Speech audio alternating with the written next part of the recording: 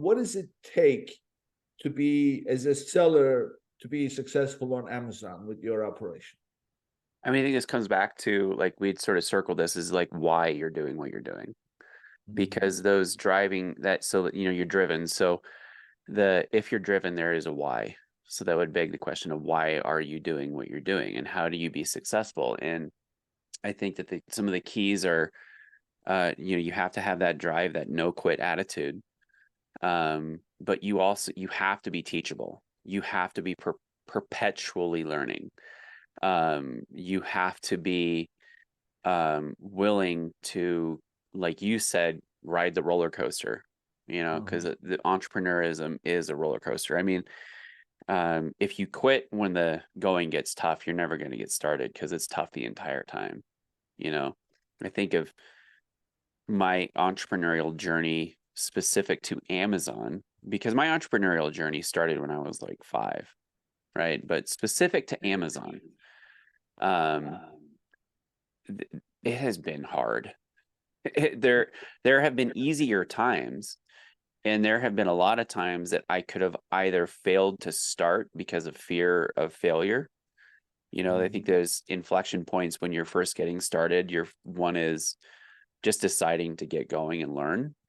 I think the second is when you're placing your first inventory order, like, and you've never done something like this before. That's a huge inflection point of you really putting your money where your mouth is, putting your listings, making your listing live. And I remember back when our listings went live in July of 2015. It was incidentally the very first Prime Day ever, day one that we went live. It wasn't planned. Like, I don't even know that we knew. I think we had heard about Prime Day, but this is the first one. So nobody knew what it was going to become. And we had Mhm. 9 sales that day. And I was working as a waiter. I had 2 jobs. I was running a marketing agency. I say that in air quotes because it was just me and my best friend. He was doing website development, and I was supposed to be doing sales and project management. I'm the worst project manager ever, but I was supposed to be selling things, and I ended up doing a lot of the web development too. So I'm trying to do this, during the day, and then at nights I'm waiting tables to pay the bills, and our listing goes live. And mind you, like we had bought a course that helped teach us how to get started. So in order to be successful, you need to align yourself with people that are more successful than you and learn from them.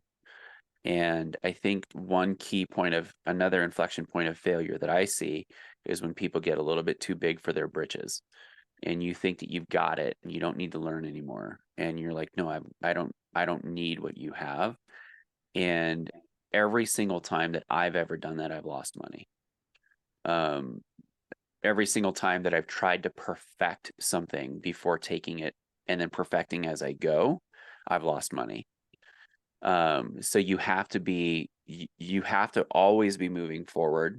You have to always be learning. You have to always be going through barriers. You have to have this no quit attitude. And all of that is driven by your why. You have to have a strong drive, a strong reason for what you're doing. And when you get off focus is when you start to lose your way.